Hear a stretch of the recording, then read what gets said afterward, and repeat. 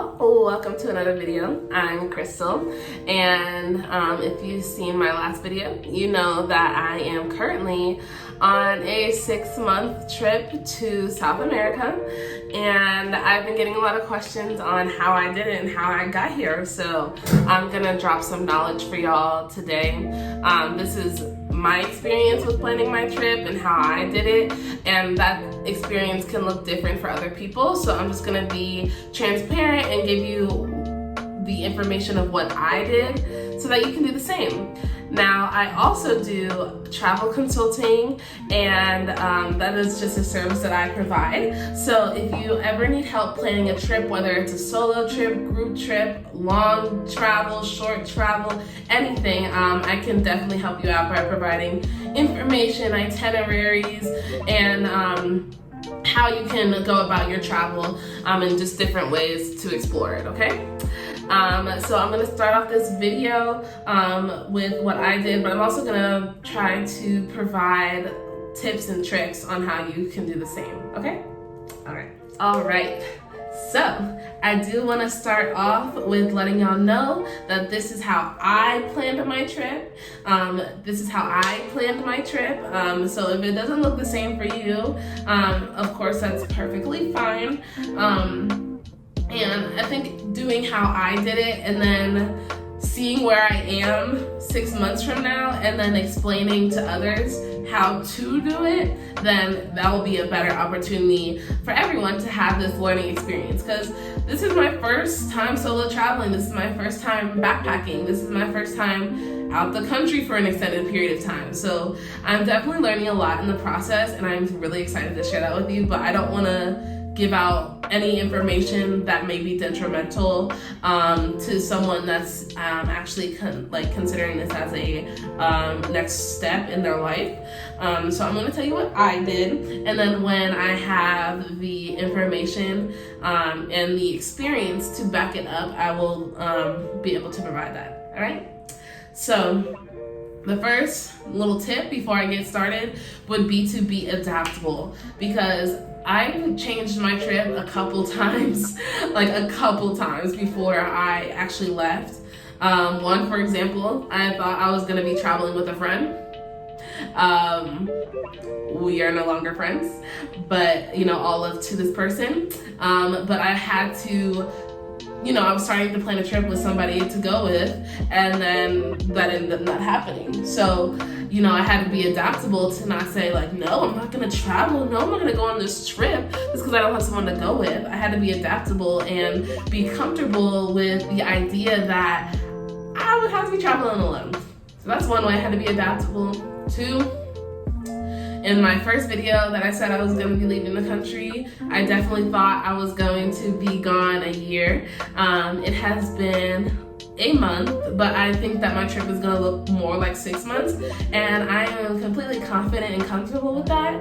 But I didn't know when I had started the planning process the kind of lifestyle and as well as the kind of traveling that I wanted to do, and then the budget that I could accumulate, or the amount of money I could accumulate before I actually took the trip. So that is definitely something to be aware of. The first thing I did was research. And if you guys see me looking down, this book, this journal has been my trip planning journal. It's almost filled out and filled completely full. And it was really the tool that I used to put all my information in, and used to have something to reflect back on my whole trip planning and mental processing for this. So step one is research.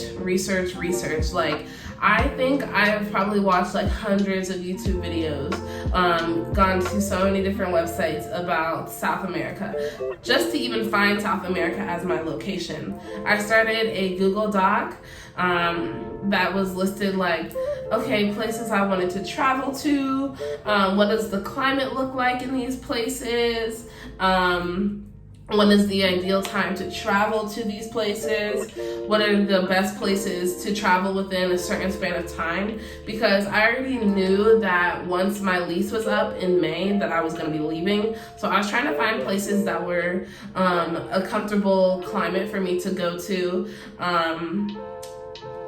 in May and beyond. So that was definitely something I was looking up. Best places to travel in South America in May, and just going from there. And then I was looking at activities I wanted to do, like best places to go hiking, best places to be in nature, best places to be in a biodiverse climate, best cities to learn Spanish, and I was doing my research on that and starting to build kind of a itinerary of what countries I would be interested in. And actually, the first country that I was planning on going to was Ecuador. So I was planning on going to Ecuador, and I was doing all the research for it, and then I think it was maybe 2 months before I actually left that I decided to go to Colombia first, and I'm so glad I did. So I switched up my plan, and I decided to go to Colombia first and then Ecuador. And then I realized I was moving geographically down the map, and that was more convenient for me, especially with like airfare costs and making sure I got the most of my experience. I was literally just doing a whole bunch of research, looking up the cost of living in these different countries. I was looking up like how nice are people, is it safe to travel to these places? I was just getting all the information I could just because I had no idea about any of these countries. Like, I knew that they existed, but I didn't know like what the tourism sector looked like or how people travel to these places, like until I got on YouTube and was seeing people backpacking through Ecuador, or their trips on the beaches of Colombia, or visiting Machu Picchu. So that is really what inspired me to get my brain thinking towards the alternative style of living and being able to live and travel at the same time. I picked South America because one, it was cheap. It was cheap to live there. It had cheap flights to get there. There were plenty of countries that I could go to and through to be able to, see the most I can. Another place you can do that very easily is Latin America. Another place you could do that, but maybe not as cost effective, is Europe, you can do that. I know a lot of people go to Asia as well.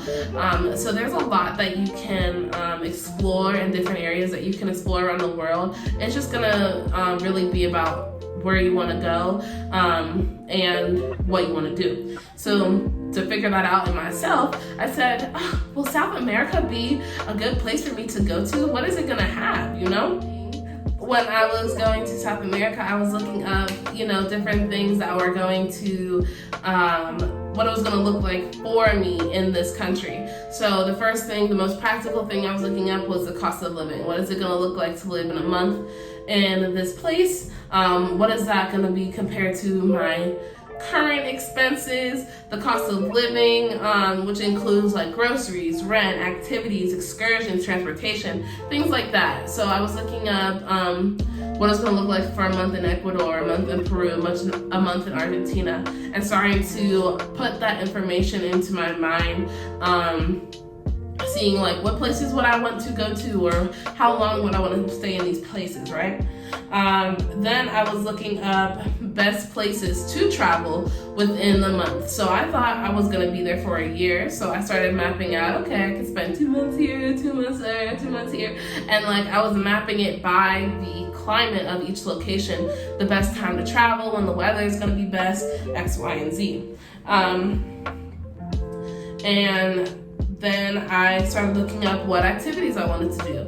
Now, I'm currently in a big city of Medellin, and I love Medellin. Medellin is beautiful. It's the city of Eternal Spring, but it is a really big city. Now, I did enjoy like the city atmosphere. It's very similar to like Western or the United States and any city like that. And I think it was a good place to, that and Cartagena were good places to go for my first immersion into the country. But I know me, like I am a nature girly. Like I don't think I wanted to spend so much time in a city.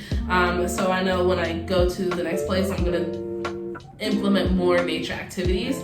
But you wanna take a look at these places and say like, okay, what do I wanna do? Do I wanna go shopping? Do I wanna be around the best food, surfing, hiking, fashion, location? You want to think about all those things when you're doing your research and look up best places to do this, best places to do that, and really identify yourself and identify the things that you like, so that when you do travel, you know that you're going to be going somewhere that there are things that you like to do there. Okay. So I was doing research, and even like just writing things down, jotting things down. At this point, I had no solid plans. This was maybe like November, December that I had decided that I was going to go to South America, but I hadn't decided where or when. So, get that research and just sit with it for a little bit and just really start thinking about what you're going to want for yourself, okay? And then I was starting to think about my job as well. Now, my job unfortunately did not let me travel abroad and also work, but I know some jobs do, some work from home jobs do. So also research that, like research with your job, like what that would look like if you were to spend a month in a different country, 2 months in a different country, to see if they would allow you to work from remotely and do that, okay? Also, for me, I considered slow travel more than fast travel because I knew that slow travel is cheaper. That's a tip. Slow travel is cheaper because accommodations will give you discounts on extended stays. Airbnb, especially Airbnb, is the one that I know the most information about, as well as the one I use mostly. So I knew that I could get a month in Colombia for $300. I could get a whole month in Ecuador for $200. You feel me? So that was definitely an opportunity for me to be able to extend my travel and for me to be able to have more opportunities in the places that I go. But it's all up to you, especially if this is you're a beginner traveler and you don't know necessarily how long you want to be gone. But I did think about like the cost of living and actually how I could reduce my cost of living, like cooking more or walking, stuff like that. So I've definitely been able to implement some of those things here in Colombia, but also realizing before I left that I needed to be aware of the style of travel I was looking for, because there are adventure travelers, there are travelers that want to stay in hostels and can even do their accommodation cheaper than I have, so there, definitely research, or I definitely had to research the different forms of traveling into seeing which one would fit best for me, because by myself, like I like to take it slow, and for other people who maybe be traveling in a group, they can hit 4 different countries in 2 weeks, anyways. And again, YouTube is definitely going to be your best friend for that research and being able to get all that information that you need. And then another I guess this is like my step 2, part 2, is compiling that information. So I started putting all that information that I think I needed in a Google Doc, especially when it came to like travel advisories or things that I would need before going to that specific country. And then I started putting, once I picked a country, I started putting the interests that I had in the country, cities in each country that interest me, things to do in that country, best time to visit, like I said, a little bit of cultural background, see what you're walking into, because you think, you want to be culturally aware of wherever you're going. Any vaccinations needed. Now, I had to get vaccinations before I came on my trip. Did I get all of them? No. But there are different vaccinations that you will need before leaving the country, which I can provide more information on at another time. And then another thing that I was looking up was money-making opportunities. Now, currently I am unemployed, but I know there are different opportunities that I could do while I'm here. One that I've heard of is World Packers and Workaway, which are pretty much work opportunities, volunteer opportunities that you have in exchange for accommodation. I know I've heard people do that. I've seen people do it, but I'm not sure how comfortable I am doing it, and I've heard mixed reviews, but I know that is an opportunity for people. Teaching English abroad, I've seen other people do that. That's not something that particularly interests me, but if desperate time, call for desperate measures, okay? What other opportunities could there be? Again, your job. If your job allows you to work abroad, you could do that. And if you don't plan on making money, and you just plan on traveling on your savings, that is also an opportunity. So that is currently what I'm doing. Again, if that's not you, or you want to find more work opportunities abroad, that is just another Google search, another YouTube video that you can look up, because there is so much information regarding that. The third thing I did, and now we're getting into January of 23. I started my savings plan. And I'll try to be transparent with you guys for the numbers, because I know that is really important. So I started my savings plan in January when I officially knew what was going to happen. I had maybe like $1,500 in my savings already, and I was like, my lease is up in May.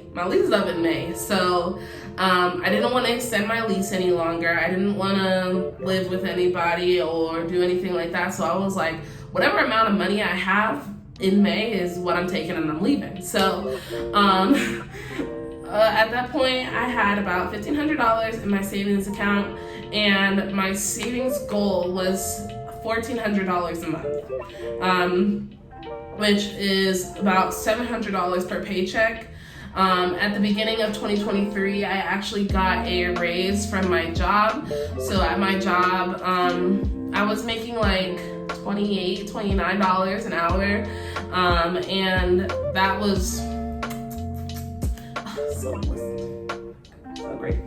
I was making a decent amount for my age. I was making a decent amount to be able to live off my current expenses, which I had rent. I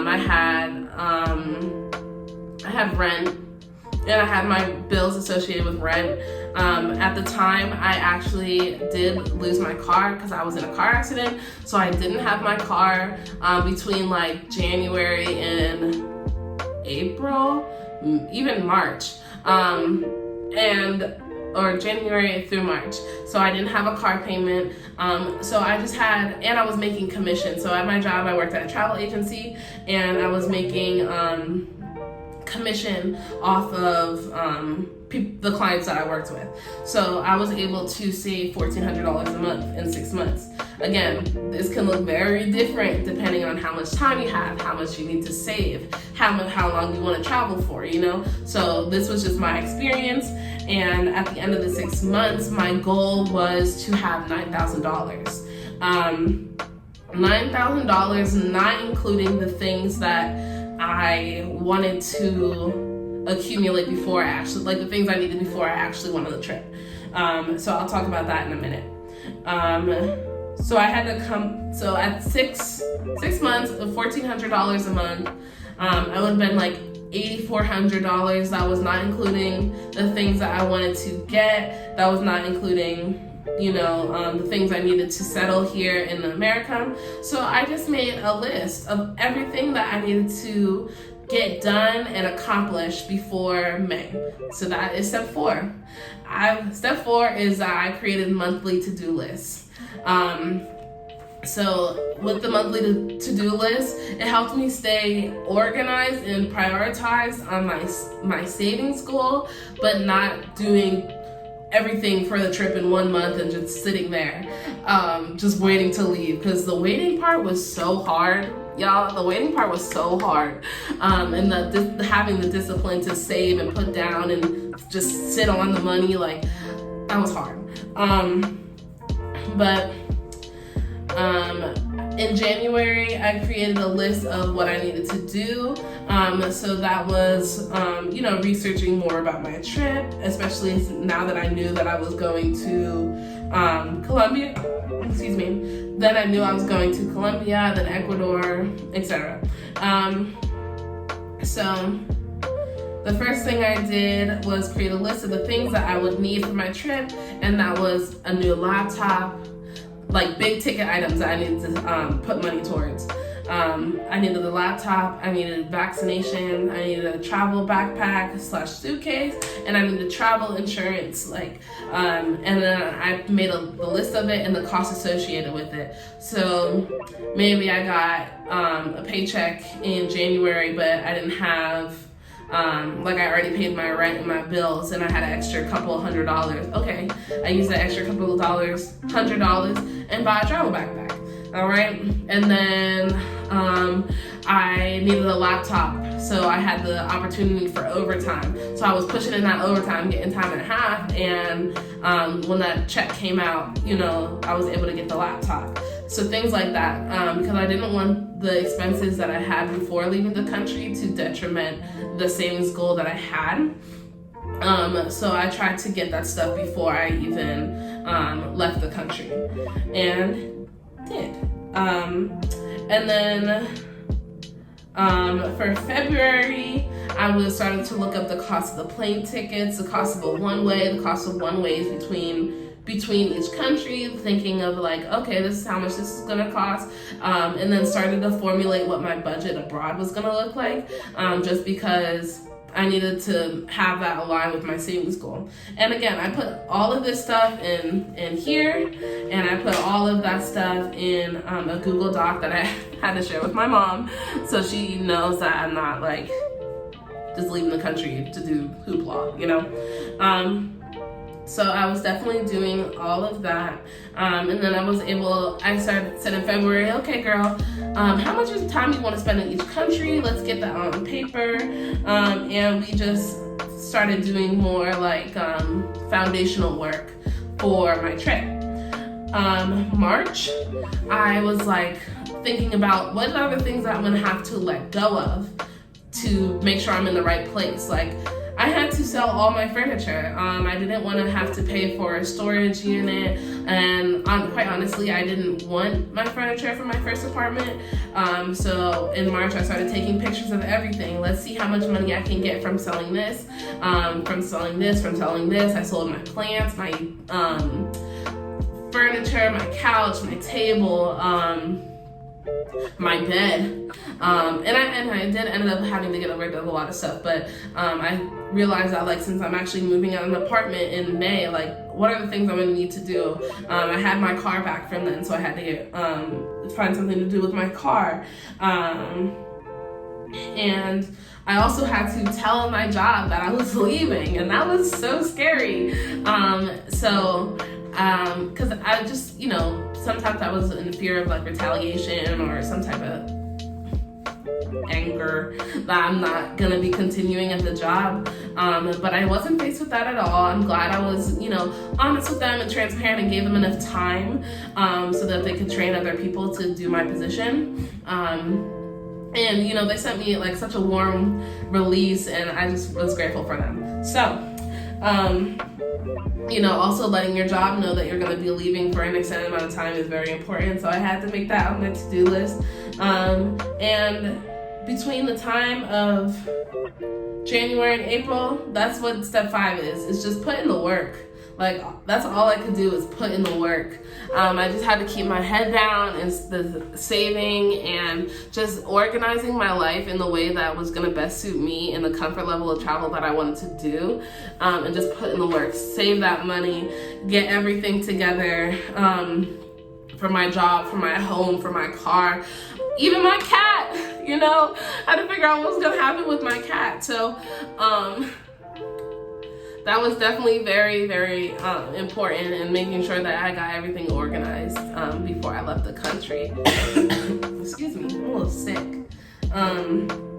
But from January to April, in the 5 months, I just had to put in the work. I had to keep my head down and just save and just do everything I needed to do to get my life together to be able to leave the country.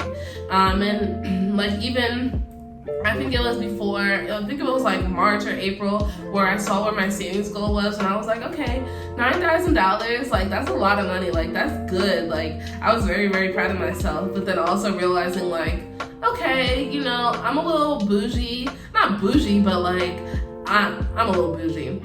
And there is definitely like some things that I didn't want to accommodate for, so I actually chose and was adaptable to doing 6 months instead of a year of travel, because I didn't want to stay at hostels. I didn't want to stay in shared dorms. I like taking planes. I didn't want to have to take buses in between countries, and I was realizing like, some of the people that I was watching are more budget travelers than I am. And all the power to them. And I could definitely see myself being more adaptable to that style of travel. But from here, currently, I'm actually comfortable with the level I have right now. Like I like having my own Airbnb, especially for an extended amount of time. It's different for everybody. It's gonna look different for everybody, and things are constantly changing.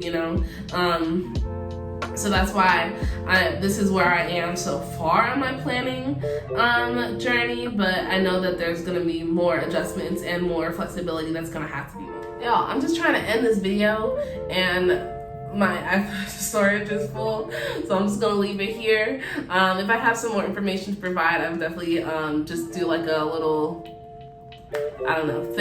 narration of information to provide, but that is really my scattered mental processing of how I planned my trip to South America. And yes, there is a lot to learn still and a lot to go through, and we'll see how well this budget holds up while I'm traveling. So I'll definitely be sharing all the experiences that I have going forward. If you guys enjoyed this video, you can definitely just like it and follow me on Instagram or whatever. And yeah, so I hope you enjoyed. Leave any questions, comments, concerns, questions down in the comments, and I will definitely reach out to you or definitely reply to your comment to provide you some more information. So I hope y'all have a great day. Hope you guys stay blessed and abundant, and I'm out.